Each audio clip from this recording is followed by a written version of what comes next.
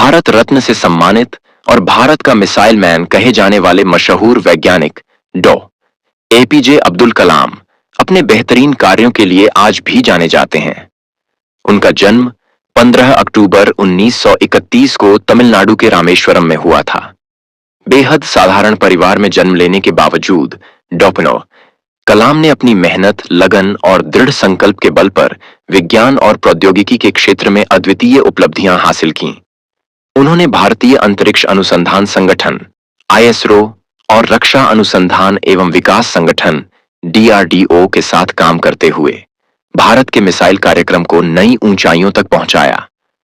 कलाम का जीवन केवल वैज्ञानिक उपलब्धियों तक सीमित नहीं था। वे एक शिक्षाविद, लेखक और युवाओं के प्रेरणा स्रोत भी थे। उनके विचारों ने लाखों लोगों को प्रोत्साहित किया। सपना था कि भारत एक विकसित राष्ट्र बने, और इसके लिए उन्होंने न केवल वैज्ञानिक शोध किया बल्कि युवाओं को उनके सपनों को साकार करने के लिए प्रेरित भी किया। इस ब्लॉग में हम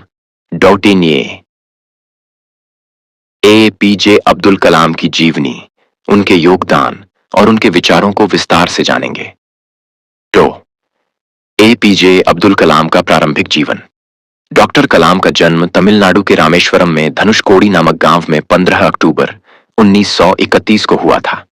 उनका पूरा नाम अवुल पकीर जैनुल्लाब्दीन अब्दुल कलाम था, लेकिन उन्हें डॉ. एपीजे अब्दुल कलाम और मिसाइल मैन के रूप में जाना जाता है। उनके पिता का नाम जैनुलाब्दीन था, जो कि एक नाविक थे, और उनकी माता का नाम असीमा था, जो एक गृहिणी थी। डॉ. कलाम के 5 भाई बहन थे। डॉ. कलाम का शुरुआती जीवन संघर्षों से भरा रहा था। उन्होंने अपनी आरंभिक शिक्षा जारी रखने के लिए अखबार वितरित करने का कार्य भी किया था।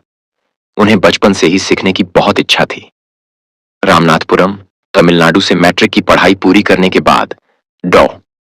कलाम वर्ष 1955 में मद्रास चले गए।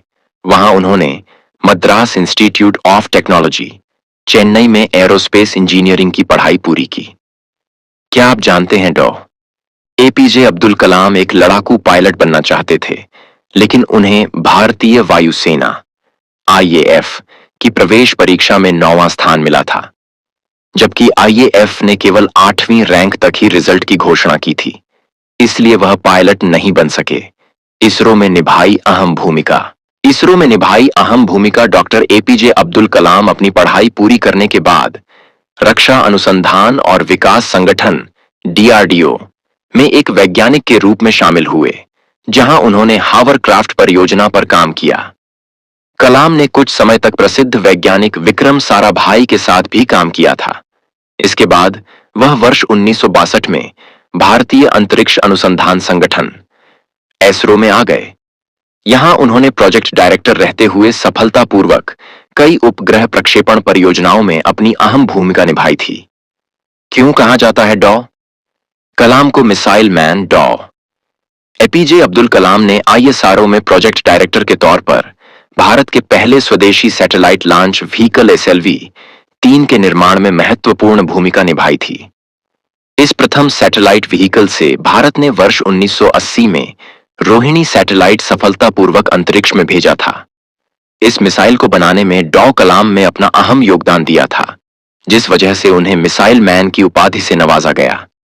इसके बाद डॉ. कलाम ने देश के लिए कई महत्वपूर्ण परियोजनाओं में कार्य किया और देश के लिए कई मिसाइलें बनाई।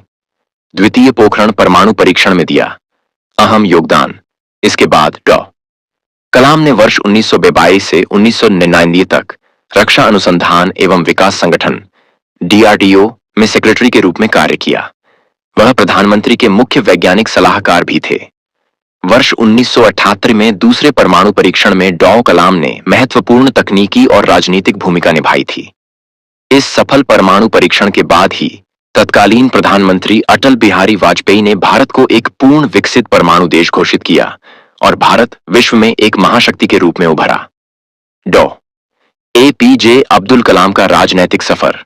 डॉ. एपीजे अब्दुल कलाम 18 जुलाई 2002 को भारत के 11वें राष्ट्रपति बने। क्या आप जानते हैं कि डॉ. कलाम भारत के सर्वोच्च नागरिक सम्मान भारत रत्न प्राप्त करने वाले भारत के तीसरे राष्ट्रपति थे?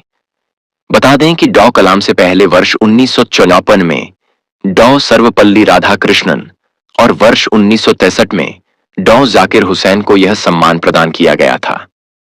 डॉ कलाम वर्ष 2002 से 2007 तक भारत के राष्ट्रपति पद पर आसीन रहे और इसके बाद उन्होंने फिर से राष्ट्रपति चुनाव न लड़ने का फैसला किया। राष्ट्रपति के पद से मुक्त होने के बाद डॉ कलाम ने देश के विभिन्न कॉलेज संस्थानों में अध्यापन कार्य किया और कई पुस्तकें लिखी। डॉ कलाम का निधन। डॉक्टर कलाम ने विज्ञान और अंतरिक्ष के क्षेत्र में अपना अतुलनीय योगदान दिया है, जिसकी वजह से उन्हें वर्ष 1997 में भारत के सबसे प्रतिष्ठित पुरस्कार भारत रत्न से भी सम्मानित किया गया था। उन्होंने अपने जीवन के बहुत से वर्ष रक्षा अनुसंधान और विकास संगठन DRDO के लिए काम करते हुए बिताए थे। देश का सर्वोच्च पद पर रहने के बाद भी डॉ कलाम हमेशा अपना जीवन सादगी के साथ जीते रहे। उनका स्वभाव बेहद सहज, सरल और विनम्र था। वे हमेशा खुद को एक वैज्ञानिक और शिक्षक की तरह ही देखा करते थे। लेकिन 27 जुलाई 2015 को भारतीय प्रबंधन संस्थान IIM शिलांग में व्याख्यान देते समय हृदय गति रुकने से अचानक उनका निधन हो गया। APJ अब्दुल कलाम की उपलब्धियां। डॉक्टर APJ अब्दुल कलाम ने अपने जीवन में बहुत सी विपरीत परिस्थितियों का सामना किया था, लेकिन जीवन में उन्होंने कभी भी कठिन परिस्थितियों के आगे हार नहीं मानी। यही वजह है कि उनका जीवन आज भी युवाओं के लिए प्रेरणा का स्रोत है। डॉ कलाम को उनके कार्यों के लिए बहुत से राष्ट्रीय और अंतर्राष्ट्रीय पुरस्कारों से सम्मानित किया गया था। डॉ कलाम के 10 अनमोल विचार शिक्षण एक बहुत ही महान पेशा है, जो किसी व्यक्ति के चरित्र, क्षमता और भविष्य को आकार देता है। अगर लोग मुझे एक अच्छे शिक्षक के रूप में याद रखते हैं, तो मेरे लिए यह सबसे बड़ा सम्मान होगा। महान शिक्षक ज्ञान, जुनून और करुणा से निर्मित होते हैं। अगर तुम सूरज की तरह चमकना चाहते हो, तो पहले सूरज की तरह जलो। सपने वो नहीं है जो आप नींद में देखे, सपने वो है जो आपको नींद ही नहीं आने दे। महान सपने देखने वालों के महान सपने हमेशा पूरे होते हैं। मैं इस बात को स्वीकार करने के लिए तैयार था कि मैं कुछ चीजें नहीं बदल सकता। अपने मिशन में कामयाब होने के लिए आपको अपने लक्ष्य के प्रति एक चित्त निष्ठावान होना पड़ेगा। शिखर तक पहुंचने के लिए ताकत की जरूरत होती है, चाहे वो माउंट एवरेस्ट का शिखर हो या आपके पेशे का। किसी भी मिशन की सफलता के लिए रचनात्मक नेतृत्व आवश्यक है। जब तक भारत दुनिया के सामने खड़ा नहीं होता, कोई हमारी इज्जत नहीं करेगा। इस दुनिया में डर की कोई जगह नहीं है, केवल ताकत ही ताकत का सम्मान करती है। इसरो में निभाई अहम भूमिका। डॉक्टर APJ अब्दुल कलाम अपनी पढ़ाई पूरी करने के बाद रक्षा अनुसंधान और विकास संगठन DRDO में एक वैज्ञानिक के रूप में शामिल हुए, जहां उन्होंने हावरक्राफ्ट परियोजना पर काम किया। कलाम ने कुछ समय तक प्रसिद्ध वैज्ञानिक विक्रम साराभाई के साथ भी काम किया था। इसके बाद वह वर्ष 1962 में भारतीय अंतरिक्ष अनुसंधान संगठन ISRO में आ गए। यहां उन्होंने प्रोजेक्ट डायरेक्टर रहते हुए सफलतापूर्वक कई उपग्रह प्रक्षेपण परियोजनाओं में अपनी अहम भूमिका निभाई थी। क्यों कहा जाता है डॉ कलाम को मिसाइल मैन? डॉ APJ अब्दुल कलाम ने ISRO में प्रोजेक्ट डायरेक्टर के तौर पर भारत के पहले स्वदेशी सैटेलाइट लॉन्च व्हीकल SLV-3 के निर्माण में महत्वपूर्ण भूमिका निभाई थी। इस प्रथम सैटेलाइट व्हीकल से भारत ने वर्ष 1980 में रोहिणी सैटेलाइट सफलतापूर्वक अंतरिक्ष में भेजा था। इस मिसाइल को बनाने में डॉ कलाम ने अपना अहम योगदान दिया था, जिस वजह से उन्हें मिसाइल मैन की उपाधि से नवाजा गया। इसके बाद डॉ कलाम ने देश के लिए कई महत्वपूर्ण परियोजनाओं में कार्य किया और देश के लिए कई मिसाइलें बनाई। द्वितीय पोखरण परमाणु परीक्षण में दिया अहम योगदान। इसके बाद डॉ कलाम ने वर्ष 1942 से 1999 तक रक्षा अनुसंधान एवं विकास संगठन DRDO में सेक्रेटरी के रूप में कार्य किया। वह प्रधानमंत्री के मुख्य वैज्ञानिक सलाहकार भी थे। वर्ष 1978 में दूसरे परमाणु परीक्षण में डॉ कलाम ने महत्वपूर्ण तकनीकी और राजनीतिक भूमिका निभाई थी। इस सफल परमाणु परीक्षण के बाद ही तत्कालीन प्रधानमंत्री अटल बिहारी वाजपेयी ने भारत को एक पूर्ण विकसित परमाणु देश घोषित किया और भारत विश्व में एक महाशक्ति के रूप में उभरा। डॉ APJ अब्दुल कलाम का राजनैतिक सफर। डॉ APJ अब्दुल कलाम 18 जुलाई 2002 को भारत के 11वें राष्ट्रपति बने। क्या आप जानते हैं कि डॉ कलाम भारत के सर्वोच्च नागरिक सम्मान भारत रत्न प्राप्त करने वाले भारत के तीसरे राष्ट्रपति थे?